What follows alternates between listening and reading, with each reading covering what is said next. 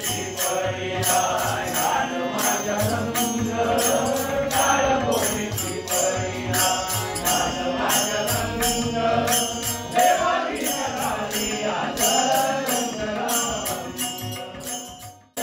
वेळेला मी सासवडला पहिल्यांदा सुरुवात केली सासवडवरून, तर त्या ठिकाणी जे काम करत होतं त्यांच्याबरोबर, ते एक आजीबाई आल्या, पाय चालवत नव्हतं, मी लांबून बघत होतो आल्या.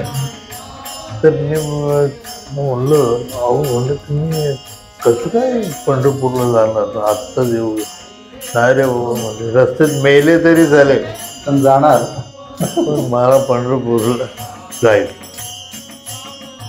मला ते भयंकर. मी त्यांना म्हटलं तुम्ही एस टीने जा ना, मी पैसे देतो तुम्हाला.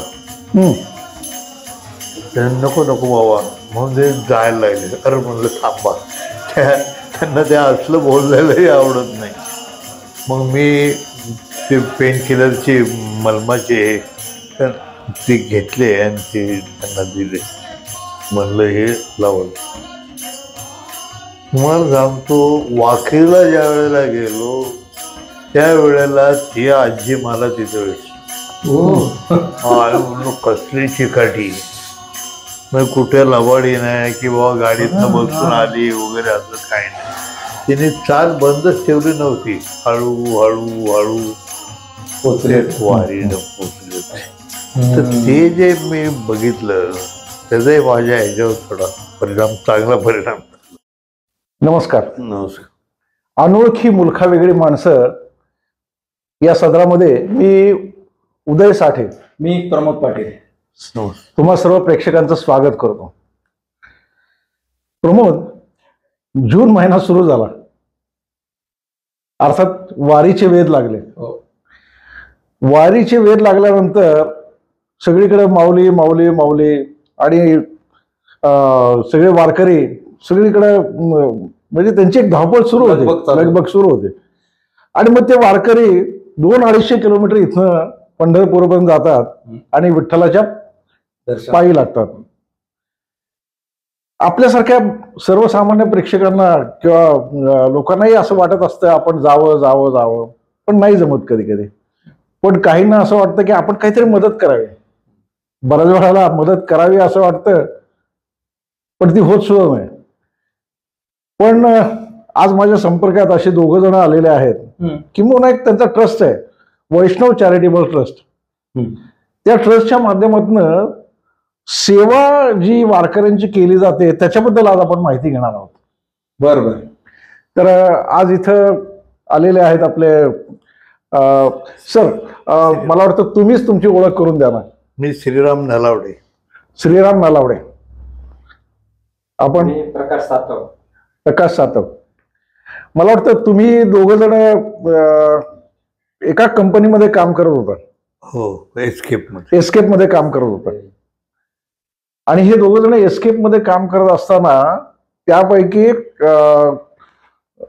रामभाऊ म्हणतो मी आता ना, आमचा परिचय रामभाऊने VRS घेतली आणि या सेवेला वाहून घेतलं. आता तुझ्या मनामध्ये काय प्रश्न असतील ते विचारतो. रामभाऊ, आपण साधारणतः कधीपासून ही सेवा देतो? 99 पासून. 99 पासून, म्हणजे साधारणतः 25 वर्ष आज झालेली आहे. पण कशी सुरुवात केली तुमच्या, म्हणजे तुम्हाला सुरुवातीपासून असं वाटत होतं का? मी 98ला VRS घेतली कंपनीमध्ये. एक वर्ष साधारण गेलं असं, 6-1 महिने फिरलो, भरपूर फिरलो. आणि काम नसल्यामुळं टेकडीवर वगैरे जायला लागलो.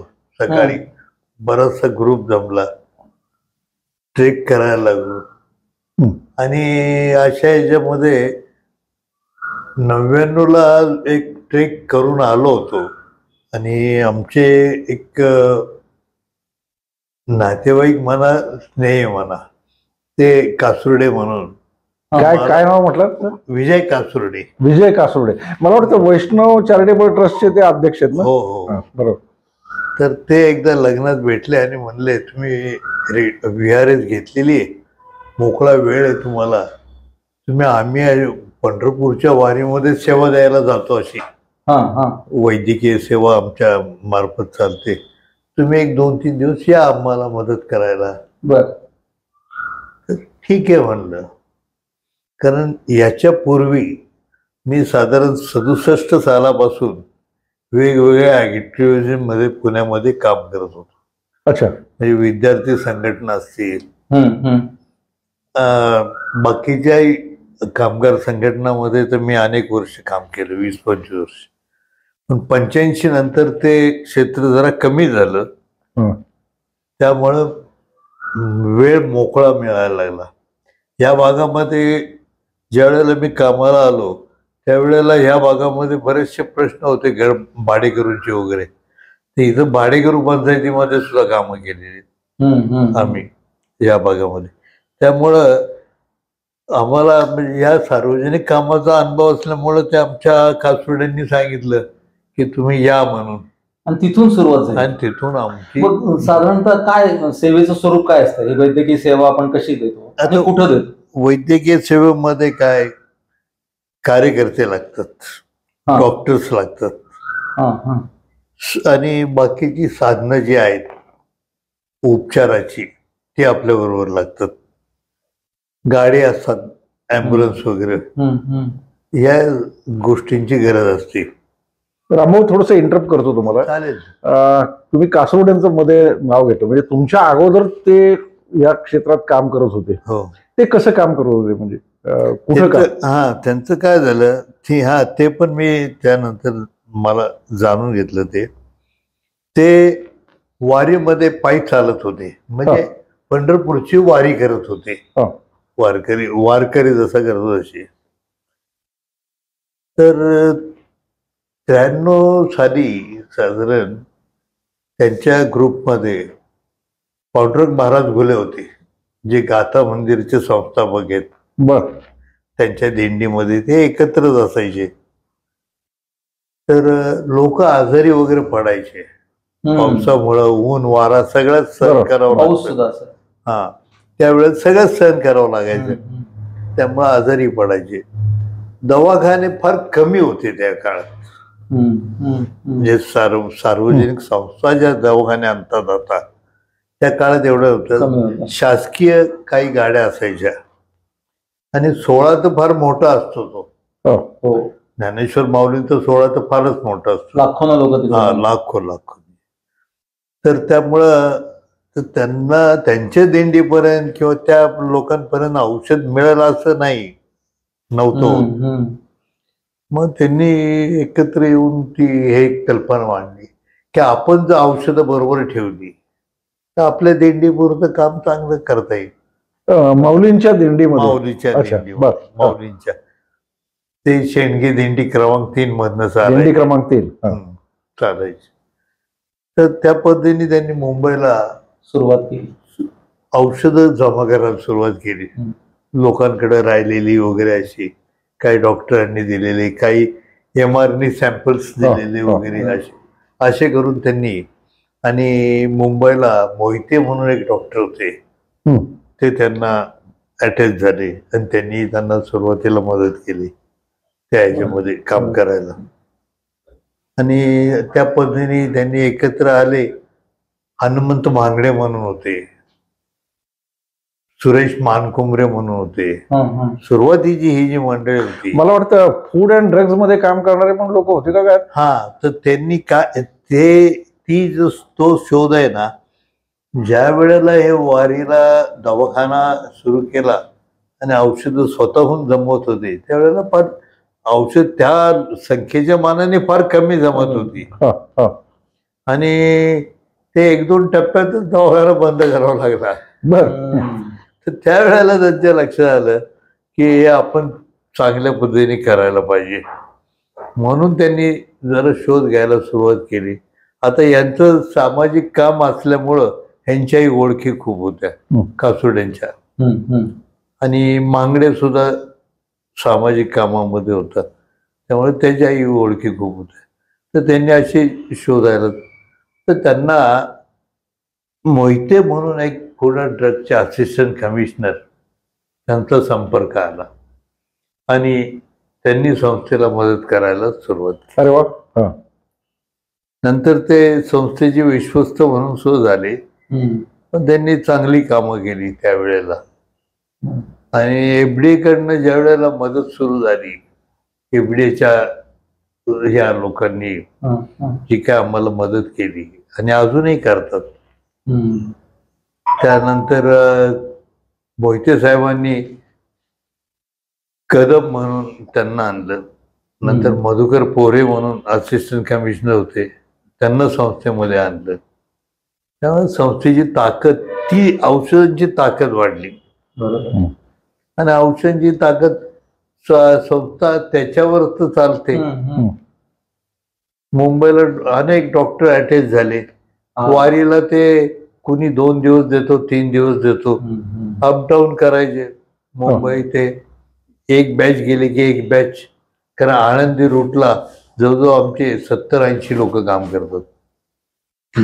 सातव सर, पण तुम्ही तर तुमच्याशी माझं जेव्हा बोलणं झालं तेव्हा देहूची जी वारी आहे त्याच्यामध्ये तुम्ही दोघं काम करता असं कळलं होतं. मग हे माऊली आणि नंतर देहूला हे कसं सुरू झालं, म्हणजे काय झालं सर? यांनी रिटायरमेंट नंतर एक माऊलीची वारी केली. मग यांच्या डोक्यात आला की मग देहूला का नको, हे मुंबईवाल्यांनी फक्त आळंदीत चालू केली होती माऊलीचीच. मग यांनी जरा अरे मग देहू का नको, तुकाराम महाराजांना का तुम्ही नाही करत?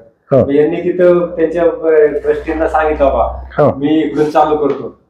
तर ते म्हणाले तुम्ही करा, औषधं पुरवतो आम्ही, बाकीचं नियोजन तुम्ही करा, औषधं तुम्हाला काय लागतील ना ते आम्ही पुरवायचं काम करतो तुम्हाला, म्हणजे मुंबईवाले. मग यांनी इथून प्रयत्न केले. नगरपालिकेची अँब्युलन्स वगैरे दरवर्षी घ्यायचे. लक्ष्मण जगताप म्हणून महापौर होते स्टँडिंग कमिटीचे, त्यांनी त्या काळात मत द्यायचे, मग अँब्युलन्स द्यायचे, ड्रायव्हर द्यायचे. लक्ष्मण भाऊ. हा, लक्ष्मण भाऊ. तर त्यांनी सुरुवातीला मग गाडी वगैरे ड्रायव्हर सकट हे ते सगळं नगरपालिकेचे त्यांचा तिथं तेवढा वचक होता. त्यांची फार मदत झाली सुरुवातीच्या काळात. म्हणजे फुल 15 दिवस गाडी घेऊन जा, ड्रायव्हर घेऊन जा. तुम्ही पण VRS घेतली? नाही, मी 13ला रिटायर झालो. मी त्याच्या आधी मग अर्धी करून यायचो वारी कंपनीत असताना, 8 दिवस सुट्टी काढायची. म्हणजे राममोहन तुम्हाला बरोबर त्यात ओढलेलं होतं थोडक्यात. हा, म्हणजे आम्ही बरोबरच कामाला होतो एका डिपार्टमेंटला, त्यामुळे असे म्हणजे जवळ होते असतील. मग त्या पहिले 5-7 वर्ष मी अर्धीच वारी करायचं, टप्प्यातून परत यायचं, म्हणजे जास्त सुट्ट्या. आता 13 नंतर रिटायर झाले, तर आता मग पूर्ण ह्याच्यातून म्हणजे हे केलं. आपण कसं अरेंज करतो हे, म्हणजे आपण वारी तर साधारणतः 15 दिवस चालते, मग आपण हे नियोजन कसं करतो? ही आहे ना, एक आता इतक्या वर्षाची ही घडी बसली. ज्या वेळेला मी आळंदी रूट 2 वर्ष पाहिला, आळंदी रूटला त्यांच्याबरोबर गेलो आणि ती सेवा बघितली, ते कसं करतात, काय करतात. आता मी सुद्धा नवीनच होतो याच्यामध्ये. अशा पद्धतीची कामं कधी केलेली नव्हती. बाकीची केली होती, त्यावेळी मधली जिंदाबाद मुर्दाबाद हे सगळं केलं होतं, पण अशा पद्धतीचं प्रत्येक दिवसाचा आपण टेंट लावत असतो, ती टप्प्याटप्प्यानं पुढे जाते वारी. तर मग त्या टप्प्यांचं नियोजन कसं करतो आपण? नाही, ते कसं आहे की स्थानिक लोकांच्या आमच्या ओळखी झाल्या. एवढे वर्ष झाल्या. आम्ही सुरुवातीला पहिल्या वर्षी आम्हाला काही ठिकाणी राहण्यासाठी लॉज घ्यावा लागला. ऍक्च्युली काय आहे, देहूचा जो रूट आहे, देहू ते पंढरपूर रूटला आम्ही असतो. पुणे विभागामार्फत ह्या रूटवर आम्ही ही सेवा घेऊन जातो.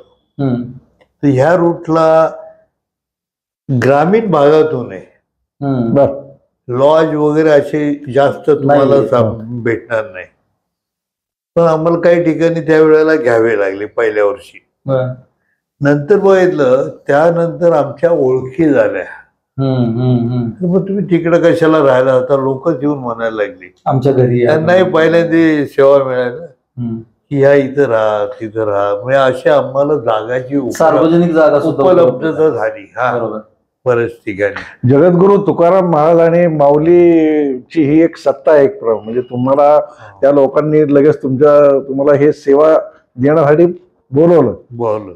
हे खरं या वारीचं वैशिष्ट्य आहे. म्हणजे नाही, ते तर बरोबरच आहे, प्रश्नच नाही. पण माझाही म्हणजे स्वार्थ माझा असा आला की मला कुठल्याही प्रकारचा, आज मी 25 वर्ष, कुठलाही शारीरिक आजार वगैरे काही झालेला नाही. वा. हे माझा एकदम प्लस पॉईंट आहे. आणि बरेचसे आमच्या बरोबरचे जे काम करतात त्यांनाही कुठलाही आजार नाही, काही नाही. दरवर्षी वारी म्हणलं की तयार, एखादा मेडिकल कॅम्प म्हणलं की लगेच तयार. हे अशी परिस्थिती. लोकांना आरोग्याची सेवा देता देता तुमचंही आरोग्य चांगलं राहतं. बरोबर, छान. आणि ही सेवा निःशुल्क आहे? एकही पैसा नाही. इव्हन म्हणजे आम्हाला रस्त्यामध्ये काय लागलं, एखादा पेशंट आला आणि त्याच्यासाठी, तर आम्ही विकत आणून त्याला देऊ शकतो. मला तुमच्या नावात म्हणजे वैष्णव चॅरिटेबल ट्रस्ट नावाचं मी एक ॲम्ब्युलन्स पण बघितली. ती कशी काय आली? 3 गाड्या आहेत आत्ता. आणि ह्या गाड्या आम्हाला डोनेट पहिल्यांदी मागच्या ज्या गाड्या होत्या त्या महालक्ष्मी मंदिराने दिली होती. महालक्ष्मी मंदिर, वा. त्यांनी स्वतः दिली ती. आणि आत्ता ह्या वेळेला कोटक महिंद्रा आणि ONGC त्यांनी दिली. ह्या ज्या ॲम्ब्युलन्स आहेत ह्याच्यामध्ये सगळ्या वेल इक्विप्ड आहेत का? काय त्याच्यामध्ये काय काय सोयी सुविधा काय? आता काय होतं, आम्ही फक्त औषधी सेवा सध्या देतो. जाऊन डॉक्टर घेऊन जाऊन लोकांचं चेकअप वगैरे करून त्यांना औषधं. काही आश्रमशाळा आहेत मुंबईला, माथेरानला, त्या आश्रमशाळेत रेग्युलर आपण जाऊन तिथे. म्हणजे वारी व्यतिरिक्त सुद्धा तुमची बरेचसे? वारी नंतर सुद्धा बरीचशी सेवा सुरू झाली. त्या वारीमुळं लोकांचा जरा विश्वास पण बसला. त्यामुळे कोणकोणत्या सर्व्हिस? मग काही लोक काय की बाबा माझ्या गावाला कॅम्प घेतला, बाबा ते कॅम्पचा खर्च करतो एकदा, तर त्यावेळेला सुद्धा आम्ही जातो. आणि आता काही आदिवासी भाग वगैरे, त्या भागात गेलो तिथे खर्चाचा काही प्रश्नच आहे, आम्ही संस्थेमार्फतच सगळं करतो. एक साध्या वारीला सेवा देण्यापासून सुरुवात जी झालेली आहे ते आता त्याचा केवढा म्हणजे पसारा वाढलेला आहे. आणि कायम स्वरूपी अशी काय सेवा आहे? मला वाटतं मुंबईला आहे ना काहीतरी? मुंबईला आमचं हॉल आहे आणि एक ऑफिस आहे. तर त्या ठिकाणी आमची OPD चालते दिवसातून 2 टाइम. तर लोकांना आम्ही फ्री आहे तिथं फ्री हे करतो.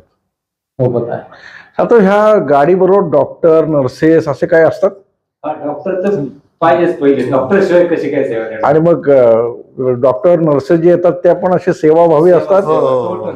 टोटल. एकदा आला की तो जोडला जात असेल. हे रामभाऊंच्याकडनं मला लक्षात आलंय.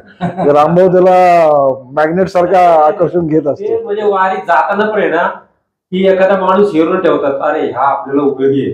आता एक म्हणजे एक ड्रायव्हर या म्हणतात, तो अकोल्याहून यायचा, पण तो असा सेवेला यायचा, चहा पुरवा पंढरपूरला किंवा काय गणेश म्हणून. त्यांनी अरे मग त्याला ओळख करून, अरे तू हे चहाचं काम करतो का? म्हणजे पंढरपूरला कशा काही सेवा करायला लोक येतात माझ्या, तर तो मला मी ड्रायव्हिंग चालू करतो. तो गेली आता ते 4-5 वर्ष ना आमच्याकडे 15 दिवस ड्रायव्हर म्हणून येत होतो, अगदी निःशुल्क म्हणजे अशी सेवा द्यायला. अगदी गॅरंटेड, कधी बोलवलं ना येतोच तो. म्हणजे असे डॉक्टर पण, एक राऊत म्हणून पोलीस मधले रिटायर्ड डॉक्टर आहेत, ते कॉन्टॅक्ट झाले यांचं कुठेतरी, अकोल्याचे जे ते पण आमचे जोडलेले आहेत. रिटायरमेंट तर एकदम निःशुल्क, म्हणजे काय त्यांना अपेक्षाच नसती कधी. उलट ते डोनेशन पण करतात आम्हाला काही वेळेस. पण मला एक काय विचारायचं की ही जेव्हा वारी जाते तेव्हा त्यांच्या दिंड्या असतात, त्यांची राहायची सोय असते काहीतरी, म्हणजे ते त्या दिंड्यावर. आणि जो मुख्य वारकरी असतो ना त्याला कशाचं म्हणजे कुठलीही त्याला बडेजाव नसतो त्याचा. पण मग आता आमच्यासारखे जी लोक तुमच्याकडे सेवा द्यायला येतात त्याला किमान वाटत असतं ना, मला कुठेतरी राहायची सोय व्हावी. ती करता का तुम्ही? हो, आम्ही म्हणजे शक्यतो म्हणजे जेवढे होईल ना शक्य ते करतो, म्हणजे त्यांची राहायची सोय. आता पहिला स्टॉप आमचा इथं असतो भांडगावला, तिथं अशी ओळखीत बोरमलनाथ म्हणून इथं मंदिर येते, तिथं करतो. आता मागच्या वर्षीपासून जयंत जगतापांचे एक मित्र येत शिवरकर म्हणून, त्यांचा फार्म हाऊस आहे तिथं. ते असे भेटले आम्हाला, दवाखाना चालू असताना त्याची गाठ पडली. म्हणजे अरे इथं काय म्हणले, या वर्षीच माझ्याकडे यायचं. ते बोरमलचं नंतर बघ, मागच्या वर्षी आम्ही त्यांच्याकडे गेलो, त्यांचं फार्म हाऊस सगळ्यांना एकदम व्यवस्थित त्यांनी. मग आता या वर्षीपासून म्हणले अजिबात पुढे जायचं नाही तुम्ही. अरे, मी हे काय विचारलं तुम्हाला, सेवा करणारा माणसाची स्वतः तब्येत नीट राहिली पाहिजे ना, 8-10 ते 12 फार दिवस. महत्वाचं आहे. मग त्याच्याकरता आम्ही आहे ना पाणी वगैरे ना आम्ही असं बाहेर वगैरे जास्त पित नाही. सुकून कुठे गेलं तर पितो, पण शक्यतो आमच्याकडे 100-1 लिटर पाणी गाडीत नेहमी असतं, असे 4-5 बॉटल मोठ्या, की बाबा आपल्या लोकांनी हेच पाणी प्या, इकडे तिकडे पाणी नका पिऊ, आपण आजारी नाही पडलं पाहिजे ती काळजी घेतो. जेवणाची सोय काय करतो? जेवणाची आमच्याकडे बऱ्याच ठिकाणी ना, आमच्या आता समजा शिवर्कर ते तिथं घरगुती सोय असते. 1-2 ठिकाणी नाही तिथं मग हॉटेल इंदापूरला इकडे तिकडे कुठेतरी करतो. आणि एक आचार्य आमचा असतो बरोबर, कुठं नाश्ता वगैरे शेगडी वगैरे ठेवतो आम्ही, थोडं मटेरियल पण ठेवतो. कुठे बाबा काय भजी करा किंवा काय असेल थोडं चेंज म्हणून चहा.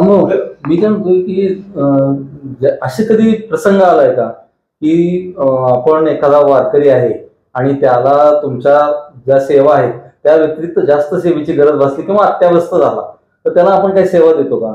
अगदी जर क्रिटिकल केस असेल तर त्याला आम्ही आमच्या गाडीतून घेऊन हॉस्पिटलपर्यंत पोहोचवतो.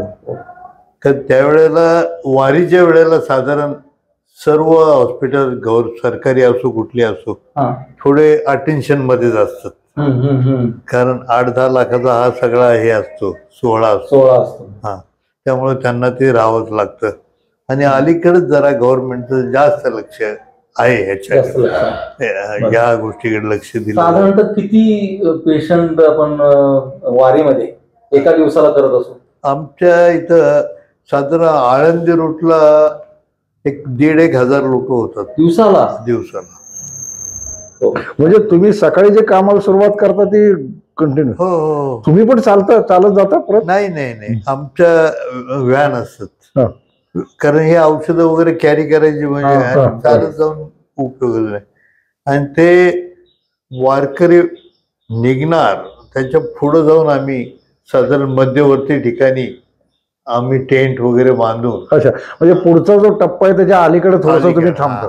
आणि मग सगळा सोहळा ज्या वेळेला आमच्या दवाखान्यातून पास होऊन पुढे जाईल त्यावेळेला आम्ही आमचं आवरणार त्याच्या पुढे जाणार. पेशंट संपोपर्यंत तुमचा दवाखाना चालू? हो, चालू ठेवायलाच पाहिजे. बरोबर. साधारणतः काय स्वरूप असतं आजारांचं या वारकऱ्यांचं? जास्त करून काय की सध्या गुडघ्याचा आजार तर तुम्ही पाहताय, वयस्कर लोक आहेत. दुसरं म्हणजे त्यांच्या पायाला जखमा खूप होतात. ते बरेच अनवाणी जातात. ते काय करतं मध्ये चप्पल जी असते ती रबरी चप्पल असते, प्लॅस्टिकची असते. बरं, वयस्कर लोक असतात त्यांची पायाची स्किन वगैरे जरा पातळ असते आणि पाण्याने भिजली की ती आणखीन हे होती, पावसाच्या पाण्याने म्हणा, तर त्यावेळेला त्या पायाला जखमा होतात. अरे बाप. ठीक आहे. म्हणजे अक्षरशः ते बँडेज आहे ना ते चिंदी गुंडळल्यासारखं त्या चप्पलला गुंडळावं लागतं. चप्पल लागू नये, सहित गुंडाळावं लागतं. चप्पलला लागू नये म्हणून पायाला. ते काय प्रकारचे आजार असतात? बाकी मग पुढे जसं जाऊ ना तसं मग तुला थंडी, ताप, खोकला, सर्दी किंवा मग पायाला पाय घासतात कायचे, तिथं पण म्हणजे त्रास होतो त्यांना. पण असं कधी घडतं का की तुम्ही त्यांना औषध उपचार केले आणि आता घरी जा म्हणून सांगितलं तर काय करतात ते? नाही, घरी नाही जात. घरी जायला तयार नसतं. काय ओळखीचे भेटले ना आमच्या घरी सांगू नका बरं का मी पेशंट झाले म्हणून आम्हाला आणि अर्धवट करायची नाही. विठ्ठलाला भेटायची एवढी आस लागलेली असते त्यांना.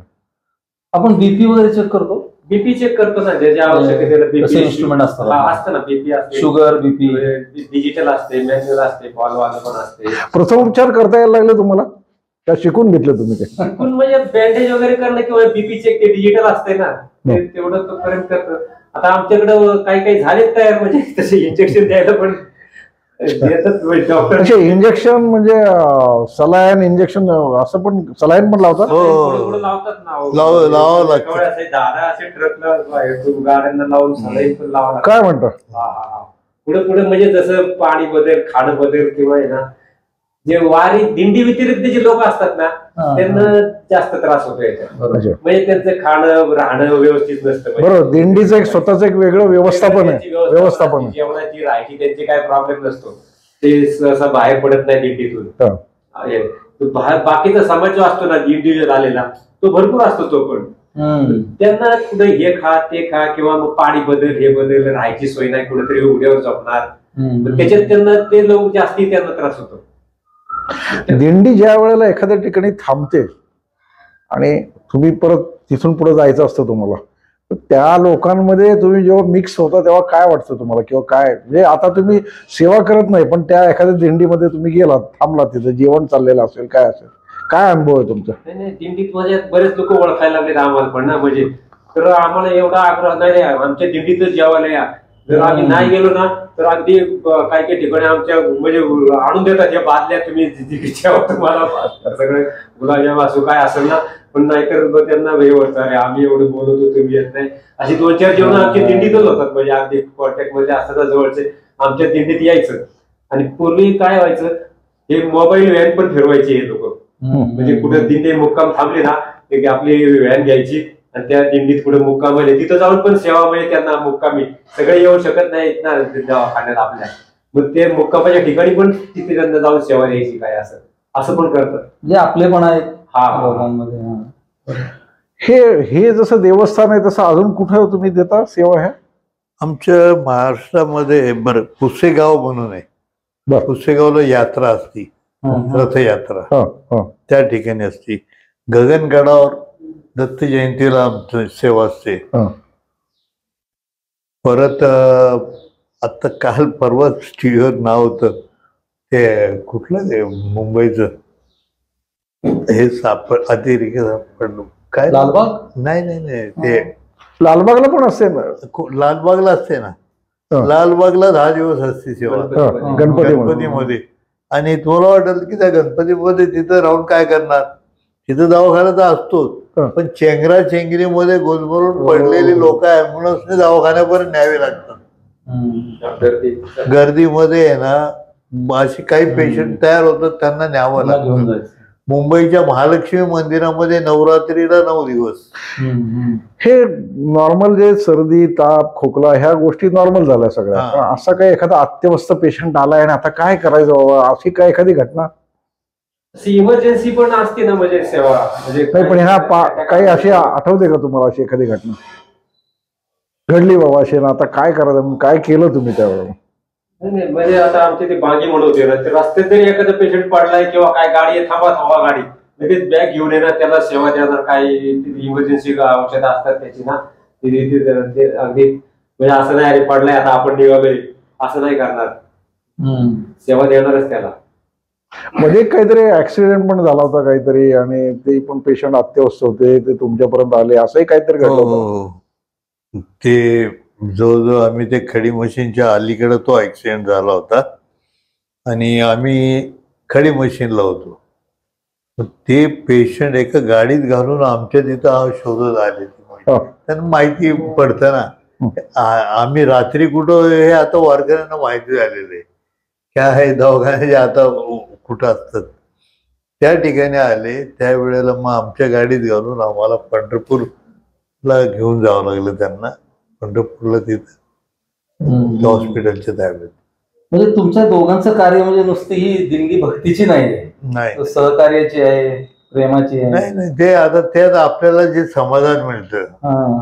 तुम्हाला सांगतो मी जास्त घट्ट कसं आलो याच्यात, ज्या वेळेला मी सासवडला पहिल्यांदा सुरुवात केली सासवडवरून, तर त्या ठिकाणी जे काम करत होतो त्यांच्याबरोबर ते एक आजीबाई आल्या, पाय चालवत नव्हतं, मी लांबून बघत होतो आल्या, तर मी म्हणलं तुम्ही कसं काय पंढरपूरला जाणार आत्ताच येऊ? नाही रे बाबा म्हणजे रस्त्यात मेले तरी चालेल पण जाणार, पण मला पंढरपूरला जाईल. मला ते भयंकर, मी त्यांना म्हणलं तुम्ही एसटीने जा ना, मी पैसे देतो तुम्हाला. नको बाबा म्हणजे जायला लागले. अरे म्हणलं थांबा, त्यांना त्या असलं बोललेलंही आवडत नाही. मग मी ते पेन किलरचे मलमाचे ते घेतले आणि ते त्यांना दिले, म्हणलं हे लावून. तुम्हाला सांगतो, वाखरीला ज्या वेळेला गेलो त्यावेळेला ती आजी मला तिथे भेटली. म्हणलो कसली चिकाटी, मग कुठे लबाडी नाही की बाबा गाडीतनं बसून आली वगैरे, असं काही नाही. तिने चाल बंदच ठेवली नव्हती, हळू हळू हळू पोचले. वारीला पोचले. तर ते जे मी बघितलं त्याचाही माझ्या ह्याच्यावर थोडा चांगला परिणाम झाला. तुम्हाला पहिल्यापासून वारीची म्हणजे घरी तुमच्या परंपरा वगैरे होती का अशी काय? नाही, घरी परंपरा वारीची नव्हती, पण माझ्या वडील आहेत ना, त्यांचा संत तुकाराम महाराजांची गाथा आहे ना, त्याच्यावर चांगलं हे होतं. आणि घरामध्ये त्याच्यावरच ते कधी बोलणं चालणं झालं तर त्यावर प्रॅक्टिकल होतं ते बोलणं त्यांचं. तर त्याच्यामुळे थोडासा तो एक परिणाम होता. म्हणजे ती तुमच्यावर संस्कार होतेच. तो परिणाम होताच ना संतांचा. उदय, बघितलं ना तू की पंढरपूरची वारी म्हणजे आपल्या महाराष्ट्रातली असं म्हटलं जातं की जवळजवळ अर्ध्या महाराष्ट्राचा देव पंढरपूरचा विठ्ठल आहे. आणि यामध्ये तळागाळापासून लोक येतात आणि अशा ठिकाणी या सर्व्हिसची गरज आहे, आरोग्य सेवेची. आणि ज्या ठिकाणी गरज आहे त्या ठिकाणी अगदी तत्परतेनं आणि खूप मनापासून हे दोघं ही सेवा देतात. अरे त्यांची जेवढी सर्व्हिस झाली तेवढीच त्यांनी सेवा इकडे केली. मला वाटतं 28 वर्ष करताय ना तुम्ही? हे वारी 26 वर्ष, 26 वर्ष 28 वर्ष सर्व्हिस झाली. अजून 5 वर्ष तरी म्हणजे करायचे ठरवले त्यांनी.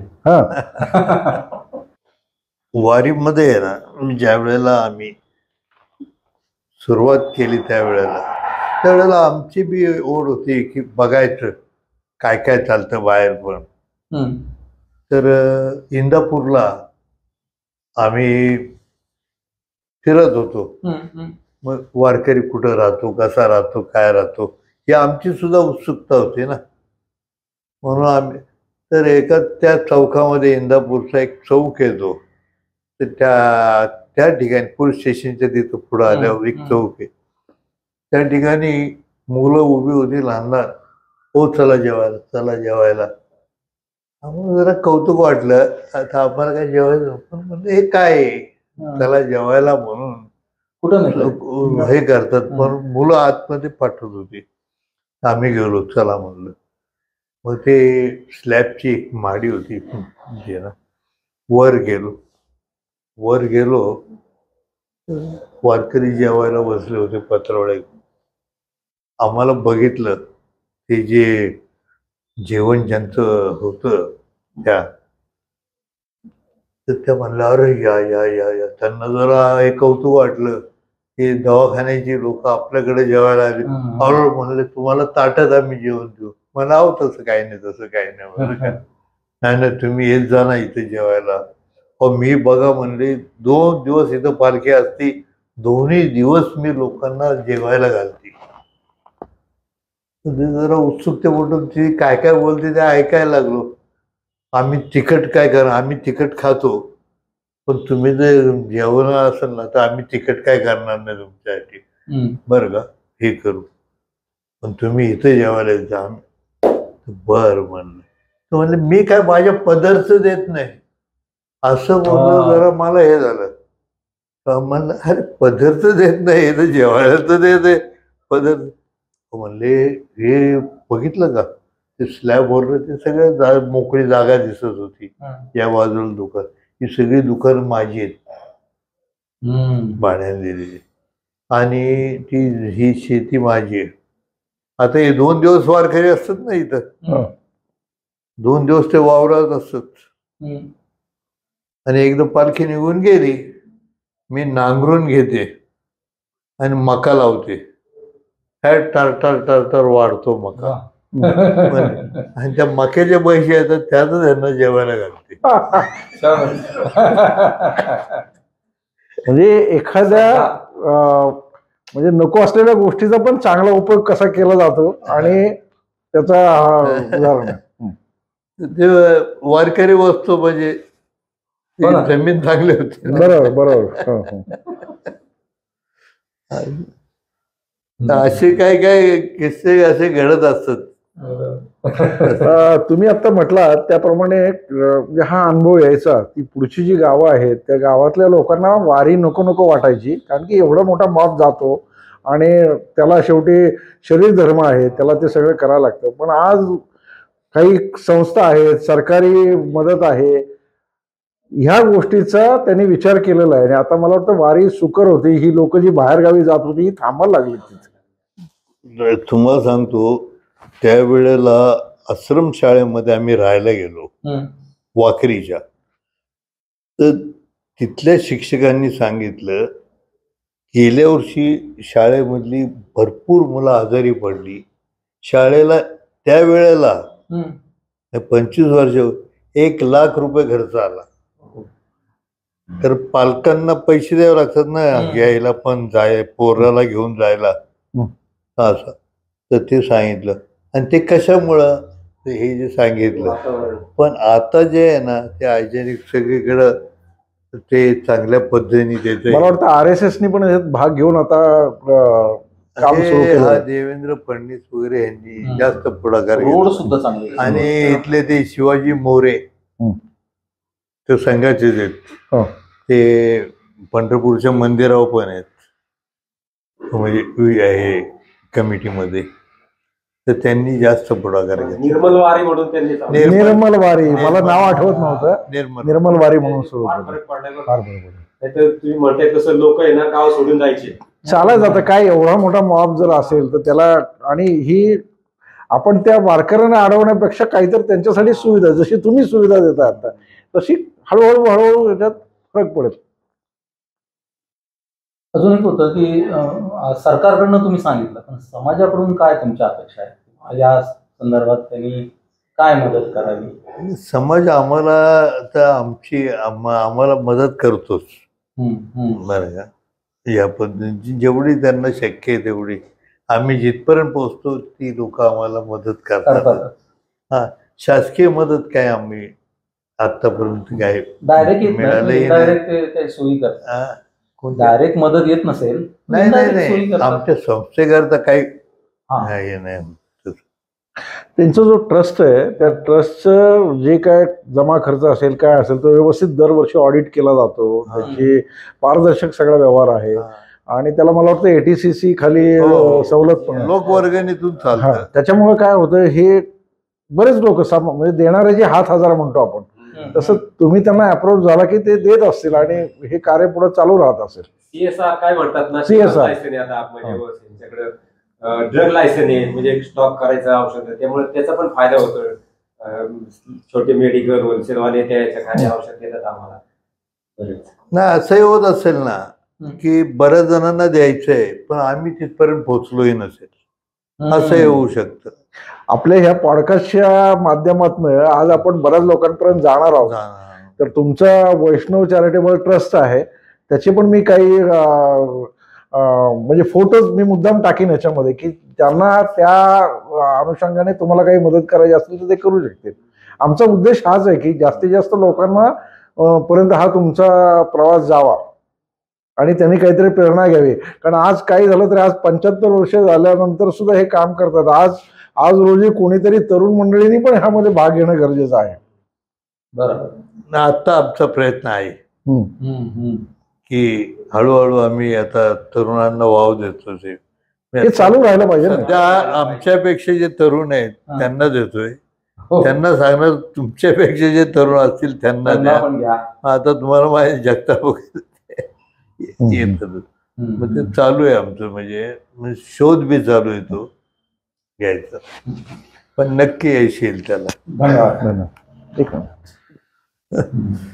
या वारीसाठी तुम्हाला उदंड आयुष्य मिळो ही विठ्ठलाकडे प्रार्थना करतो. असंच तुमचं सेवा कार्य चालू राहू द्या. आणि मला वाटतं प्रेक्षकांना आज जी आपण मुलाखत घेतली त्यातनं वारीकडे बघण्याचा अजून एक वेगळा दृष्टिकोन तयार झाला असेल. मला आणखी एक सांगायचंय, आमचे जे कार्यकर्ते आहेत ना ते पण म्हणजे मला म्हणजे अरे तू नको, तू अर्धी कर, म्हणजे एवढे म्हणजे लगेच तत्पर असतात. नाही मी पूर्णच करणार, अरे एवढ्याची नाही जरूर बाबा, तुम्ही थांबा, पुढच्या टप्प्यात या तुम्ही. म्हणजे असे म्हणजे काही अपेक्षा न करता पण नाही नाही मला पूर्णच वारी करायची. अरे आता गर्दी आहे यावर्षी, तू इंदापूरला ये, बारामतीत ये. म्हणजे एवढे त्यांची पण म्हणजे एवढी असते ना सेवा द्यायला उत्सुक असतात. म्हणजे सुट्ट्या काढून म्हणा किंवा म्हणजे असं हे नाही. धन्यवाद रामभाऊ.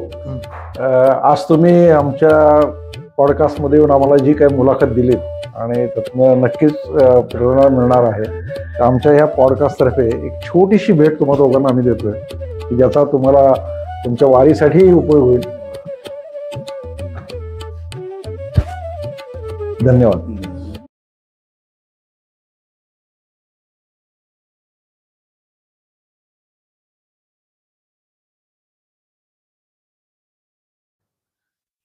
नमस्कार. नमस्कार. नमस्कार. काका, तुमचं नाव काय? दिलीप हरिभाऊ वेगळे. दिलीप हरिभाऊ वेगळे. बेगडे. हो. हे वैष्णव चॅरिटेबल ट्रस्ट जो आहे ह्याच्यामध्ये तुम्ही कसे जोडले गेलात? मी PCMT मध्ये होतो. PCMT मध्ये? पिंपरी चिंचवड मध्ये होतो. काय काय म्हणून होतो? ड्रायव्हर म्हणून? हो. वायसीएमला होतो. हा. 12 वर्षे. अच्छा. तिथून आमचा संबंध आला 2007 पासून. हा. मेवारीत मी सहभागी झालो. सुट्टी टाकून इकडे येत होतो. अच्छा. वारीला. हा. आता काय करता ह्यांच्या बरोबर? रामभाऊंच्या बरोबर तुम्ही काय काम करता?